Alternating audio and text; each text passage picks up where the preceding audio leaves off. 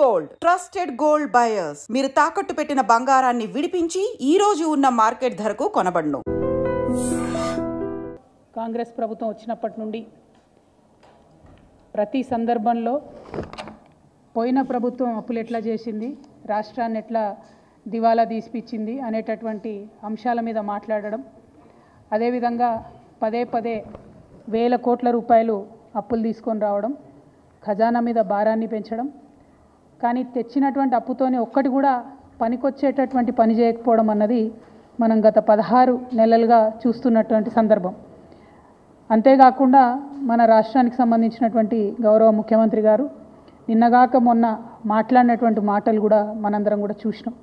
తెలంగాణ ఆత్మగౌరవాన్ని కించపరిచే విధంగా, నేను ఒక రాష్ట్ర ముఖ్యమంత్రిగా ఎక్కడికి పోతున్నా నన్ను చెప్పుల దొంగను చూసినట్టు చూస్తున్నారని అంత నీచమైనటువంటి మాటలు, నిజంగా అట్లాంటి మాటలు చెప్పాలంటే ఇబ్బంది అనిపించినా ఆయన నోటి నుండి అట్లాంటి మాటలు వినడం అన్నది తెలంగాణ ప్రజలకు అవమానం. అది సీఎం చైర్కి అన్నది పక్కన పెడితే మనది అన్ని రాష్ట్రాల్లాగా కాదు.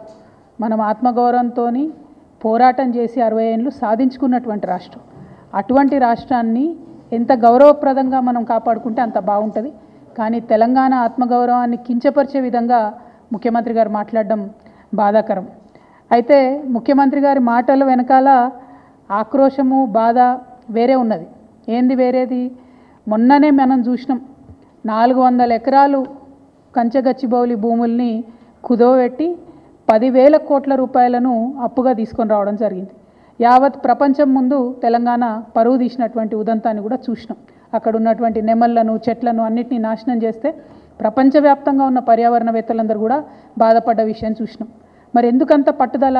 ఎందుకు ఆ భూములు అమ్మాలి? ఎందుకు 10,000 కోట్లు తెచ్చుకోవాలి అంటే ముఖ్యమంత్రి గారు కంప్లీట్గా ఆలోచన ఏంటంటే తెలంగాణ రాష్ట్రంలో TSIICలో, ఇదివరకు TSIIC అన్నాము, ఇప్పుడు వాళ్ళు TGIIC అంటున్నారు, ఇండస్ట్రియల్ ఇన్ఫ్రాస్ట్రక్చర్ డెవలప్మెంట్ కార్పొరేషన్లో 1,75,000 ఎకరాల పైచిలకు భూమి కేసీఆర్ గారు జమ చేసి పెట్టిండ్రు.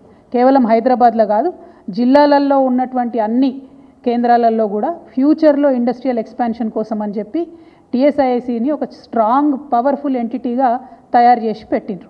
ఇవాళ రేవంత్ రెడ్డి గారి కుట్ర ఏంటంటే ఆ భూములన్నింటినీ కూడా కుదవబెట్టాలి. కంచెగచ్చిబౌలి శాంపుల్ మాత్రమే 1,75,000 ఎకరాల తెలంగాణ వ్యాప్తంగా ఉన్న భూముల్ని కుదవబెట్టడానికి ఒక మంచి కుట్రపూరితమైనటువంటి స్కెచ్ రేవంత్ రెడ్డి గారు తయారు చేసుకున్నారు.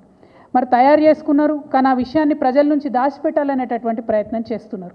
మీ అందరికి కూడా తెలుసు, నా దగ్గర నిర్దిష్టమైనటువంటి ఆధారాలు లేకపోతే నేను మాట్లాడను. ఇవాళ నా చేతిలో ప్రభుత్వం ఇచ్చినటువంటి జీవో నంబర్ 12 ఉన్నది. GO number 12.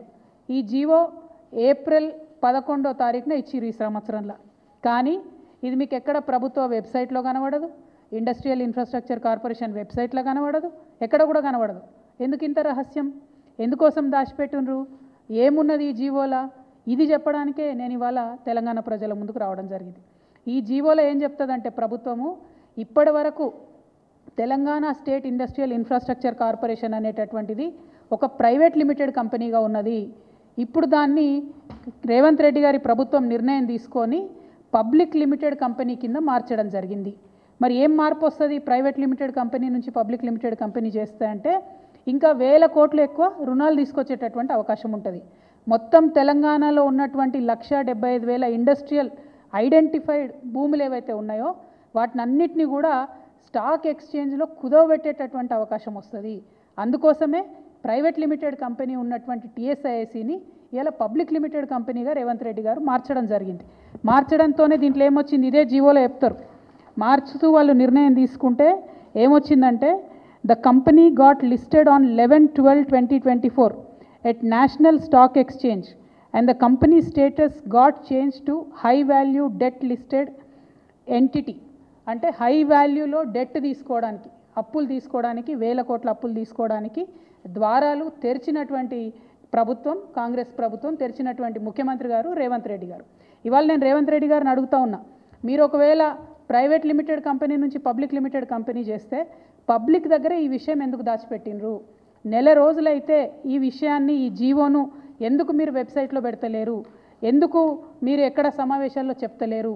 ఒకవేళ ఈ మార్పు చేయడానికి, private limited to public limited చేయడానికి మీరేమైనా నిపుణుల కమిటీ వేసిండ్రా? ఎందుకోసం తెలంగాణ భూములన్నీ తీసుకుపోయి స్టాక్ ఎక్స్చేంజ్లో కుదోబెడుతున్నారు? స్టాక్ ఎక్స్చేంజ్ మన చేతిలో ఉంటుందా? దానిలో ఒకసారి లాభాలు రావచ్చు, ఒకసారి నష్టాలు రావచ్చు. ఒకవేళ నష్టం వస్తే తెలంగాణలో మనం జమ చేసి పెట్టుకున్నటువంటి 1,75,000 ఎకరాలు వాటి భవితవ్యం ఏంటిది? మన పిల్లల భవిష్యత్ ఎట్లా? రేపు ఎవరైనా కొత్తగా పెట్టుబడులు పెడదామని వస్తే వాళ్ళకి ఏం భూములు ఇస్తాం, మనము ఎట్లా ఫెసిలిటీస్ క్రియేట్ చేస్తాము అంటే మీరు తెలంగాణ రాష్ట్ర భవిష్యత్తు మీద ఏమాత్రం ఆలోచన లేకుండా డైరెక్ట్గా పబ్లిక్ లిస్టెడ్ కంపెనీ చేసి దీన్ని స్టాక్ ఎక్స్చేంజ్లో లిస్ట్ చేయడం అన్నది చాలా దారుణం. ఈ విషయాన్ని ప్రజలకు చెప్పకపోవడం అన్నది మరింత దారుణం. నేను ఇవాళ ప్రశ్నిస్తూ ఉన్నాను, మీరు ఎందుకు ఈ మార్పు చేసిండ్రు? మార్పు చేసినట్టయితే ప్రజలకు ఎందుకు చెప్తలేరు? ఇంత రహస్యం ఏమున్నది ఈ జీవోలో అన్నది నేను అడుగుతూ ఉన్నాను. అదేవిధంగా రేవంత్ రెడ్డి గారు ఎప్పుడు మాట్లాడుతూ ఉంటారు, 8 లక్షల కోట్ల అప్పు చేసిరు కేసీఆర్ గారని. నిన్నగాక మొన్న సెంట్రల్ గవర్నమెంట్కి సంబంధించినటువంటి వ్యక్తులే చెప్పిండ్రు, ఈ రోజు కూడా రాష్ట్ర అప్పు 4,20,000 కోట్లు ఉందని చెప్పి సెంట్రల్ గవర్నమెంట్ నుంచి పార్లమెంట్లో ఇచ్చినటువంటి జవాబు ఆధారంగా చెప్పిండ్రు. కానీ ఈ 16 నెలల్లో రేవంత్ రెడ్డి గారు తీసుకొచ్చినటువంటి అప్పు 1,80,000 కోట్లు దాటిపోయింది. ఆ తర్వాత కొంచెం మేము స్టడీ చేసినాం, మరి 1,80,000 కోట్లు అప్పు తెచ్చిండు ముఖ్యమంత్రి గారు, ఈయన ఏం చేసిండు దీంతోనే అని.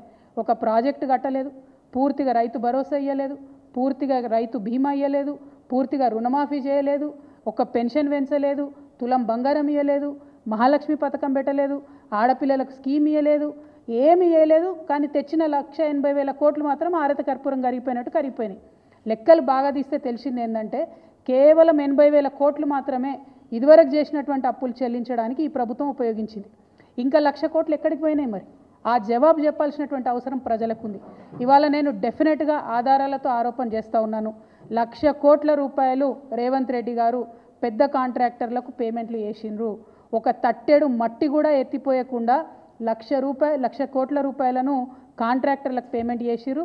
ఇక కాంగ్రెస్ సర్కార్ విషయం మీ అందరికీ తెలిసిందే, వాళ్ళు 20% సర్కార్ కమిషన్ కాబట్టి 20% కమిషన్ సర్కార్ కాబట్టి అందులో 20,000 కోట్లు డైరెక్ట్గా రేవంత్ రెడ్డి గారి సొంత ఖజానాకు పోయిందని ఇవాళ నేను ఆరోపణ చేస్తూ ఉన్నాను. ఇది తప్పైతే ప్రభుత్వం తరఫు నుండి శ్వేతపత్రం రిలీజ్ చేయండి. మీరు 1,00,000 కోట్లు ఏం చేసిండ్రో చెప్పండి. 80,000 కోట్లు మీరు డెట్ పే చేసినట్టు మొన్న బడ్జెట్లో ఇచ్చినటువంటి డాక్యుమెంట్స్ ద్వారా తెలిసింది. కానీ ఇంకా ఎందుకు అప్పు తెస్తున్నారు? తెస్తుంటే దానికి ప్రణాళిక ఎక్కడ ఉంది? ఏం ప్రాజెక్టు కట్టిండ్రు? ఇవాళ నేను కాదు, గ్రామాలలో ఉన్నటువంటి ప్రజలు బాధపడుతున్నారు. పల్లె ప్రగతి మొత్తం పడకేసింది. కనీసం మోరీలు క్లీన్ చేసేటటువంటి పరిస్థితి లేదు, ఈ జీతాలు ఇచ్చేటటువంటి పరిస్థితి లేదు. మరి ఎందుకు ఇన్ని వేల కోట్లు అప్పు తెస్తున్నారు? ఎందుకు రాష్ట్ర భవిష్యత్తును ఇబ్బంది పెట్టేటటువంటి పరిస్థితి క్రియేట్ చేస్తున్నారని నేను ముఖ్యమంత్రి గారిని డిమాండ్ చేస్తూ ఉన్నాను. ప్రభుత్వం ఖచ్చితంగా శ్వేతపత్రం ఇవ్వాలని కూడా డిమాండ్ చేస్తూ, మరి తెలంగాణ రాష్ట్ర గౌరవాన్ని ఒక పక్క తాకట్టు పెడుతున్నారు, అవమానపరుస్తున్నారు. ఇంకొక పక్క తెలంగాణ బిడ్డల భవిష్యత్తును కూడా నేషనల్ స్టాక్ ఎక్స్చేంజ్లో మీరు తాకట్టు పెడుతున్నారు. దీన్ని మేము తీవ్రంగా ఖండిస్తున్నాం. ఒకవేళ మీరు ప్రైవేట్ లిమిటెడ్ కంపెనీ నుండి పబ్లిక్ లిమిటెడ్ కంపెనీని చేయడంలో నిపుణుల యొక్క సూచనలు లేకపోతే ఈ నిర్ణయాన్ని వెనక్కి తీసుకోవాలని కూడా ఈ సందర్భంగా నేను ప్రభుత్వాన్ని డిమాండ్ చేస్తున్నాను. సరైనటువంటి రీసెర్చ్ చేసిన తర్వాతనే ఇట్లాంటి మార్పులు జరగాలి, అది కూడా ప్రజల నాలెడ్జ్లో ఉండి జరగాలని చెప్పి నేను ప్రభుత్వాన్ని డిమాండ్ చేస్తూ ఉన్నాను. Thank you. జై తెలంగాణ. ఎవరికి ఇస్తారే? వాళ్ళ సొంత మంత్రి గారు ఉన్నారు, వారికి ఒక పెద్ద కంపెనీ ఉన్నది, ఇంకొక మెగా కంపెనీ ఉన్నది. అట్లాంటి వాళ్ళకి తప్ప ఎవరికి ఇస్తారు? సర్పంచ్లకు బిల్లులు ఇస్తలేరు, ఎక్కడా కూడా పెండింగ్ పనులు గ్రామాలలో చేస్తలేరు. కేసీఆర్ గారు ఇచ్చినటువంటి రోడ్ ప్రాజెక్టులు కావచ్చు, చెరువు పూడిక తీసేటటువంటి కార్యక్రమాలు కావచ్చు, వాటిని అన్నింటినీ కూడా యునానిమస్గా క్యాన్సిల్ చేసిండ్రు. ఈ 16 నెలల్లో ఎక్కడన్నా ఒక చెరువునన్నా మట్టి తీసిండ్రా? ఎక్కడన్నా ఒక చిన్న తట్టెడు మట్టి ఎత్తి పోసిండ్రా? అది ప్రజల దృష్టిలో ఉన్నది. సో వీళ్ళు ఎంతసేపు ఏంటంటే పెద్దోళ్ళకి 1,00,000 కోట్లు ఇవ్వాలి, దానిలోకి 20% కమిషన్ తీసుకోవాలి. ఈ ఎజెండా మీద ప్రభుత్వం నడుస్తున్నట్టుగా తెలుస్తోంది.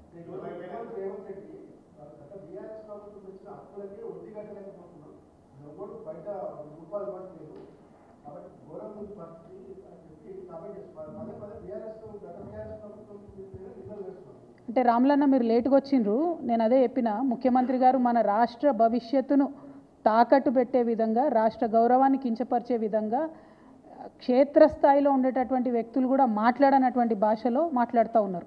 కానీ ఆయన అట్లా మాట్లాడడం వెనక ఏంటంటే ఉద్యోగులకు చేసినటువంటి వాగ్దానాలను ఎగ్గొట్టాలి, ఇచ్చినటువంటి 6 గ్యారెంటీలు ఎగ్గొట్టాలి, అన్నీ ఎగ్గొట్టేసి కమిషన్లు వచ్చే విధంగా ప్రణాళికను సిద్ధం చేసుకుంటున్నారు. కాంగ్రెస్ అంటేనే కరప్షన్, దానికి మళ్ళొకసారి ఈ ముఖ్యమంత్రి గారు ప్రూఫ్ చేస్తూ ఉన్నారు. 100% మీరు వాళ్ళని ఇవ్వమనండి, ప్రభుత్వాన్ని శ్వేతపత్రం ఇవ్వమనండి. అసలు కాంట్రాక్టర్లకు ఎంత పేమెంట్ చేసిరు అడగమనండి. ఎక్కడొక తట్టెడు మట్టి ఎత్తిపోసిరు అడగమనండి. కొత్త ప్రాజెక్ట్ ఏమైనా డిజైన్ చేసిండ్రా? కొత్త ప్రాజెక్టులు అంత వర్క్ అయిపోయిందా? మీరు 1,00,000 కోట్లు బిల్లు ఇచ్చేంత వరకు మీరు 16 నెలల్లో చేయగలిగినరా? అది సాధ్యమవుతుందా ఫిజికల్గా? ఒకసారి పత్రికా మిత్రులు కూడా దయచేసి ఇన్వెస్టిగేట్ చేయమని నేను మిమ్మల్ని కూడా అడుగుతున్నా. నా దగ్గర ఆధారాలు ఉన్నాయి కాబట్టి నేను ఆరోపణ చేసిన. నేను చేసిన ఆరోపణ తప్పైతే వాళ్ళని శ్వేతపత్రం ఇవ్వమనండి, ప్రూవ్ చేసుకోమనండి. ఎన్ని బిల్లులు కాంట్రాక్టర్లకు ఇచ్చారు, సర్పంచ్లకు ఎన్ని బిల్లులు ఇచ్చిండ్రు, వాళ్ళు ఇచ్చినటువంటి 6 గ్యారెంటీలలో ఎన్ని పథకాలకు ఎన్ని డబ్బులు పెట్టిండ్రు, వాళ్ళని ఆధారాలు ఇవ్వమని చెప్పండి. సారీ,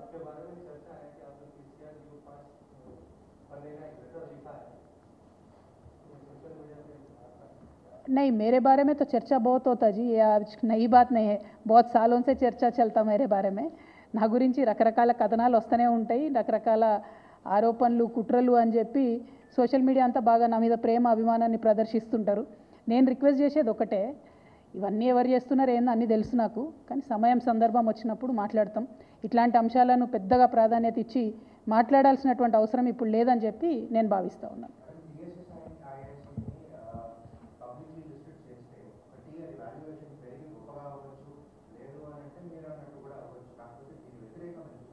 అంటే ప్రధానంగా Telangana state industrial infrastructure corporation అన్న దాంట్లో ఆ సంస్థ పెట్టింది ఎందుకు అంటే, ఒక దగ్గర ఒక 40 ఎకరాలు జాగా ఉందనుకోండి, దాన్ని డెవలప్ చేసి అందులో ఒక 30, 40, 20 ఇండస్ట్రీస్ రావాలంటే వారికి అన్నీ కూడా ప్రొవైడ్ చేసి కామన్గా ఉండేటటువంటి ఈటీపీ లాంటివి, కరెంటు వ్యవస్థను అన్నీ కూడా చేయడానికి పెట్టినటువంటి కార్పొరేషన్.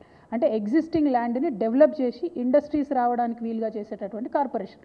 కానీ దాన్ని మొత్తం అర్థాన్ని మారుస్తూ మనం ఏదైతే భూములు తీసి పెట్టినామో ఆ భూములను అమ్ముకొని, ఆ భూములను కుదోబెట్టి, ఆ భూములను స్టాక్ ఎక్స్చేంజ్లో పెట్టి డబ్బులు తీసుకొచ్చి ఆ డబ్బుల్ని మళ్ళీ ఇండస్ట్రియల్ డెవలప్మెంట్ కాకుండా పక్కదారి పట్టించేటటువంటి ప్రయత్నం ఈ ప్రభుత్వం చేస్తుంది. అదే మాకున్నటువంటి అభ్యంతరం.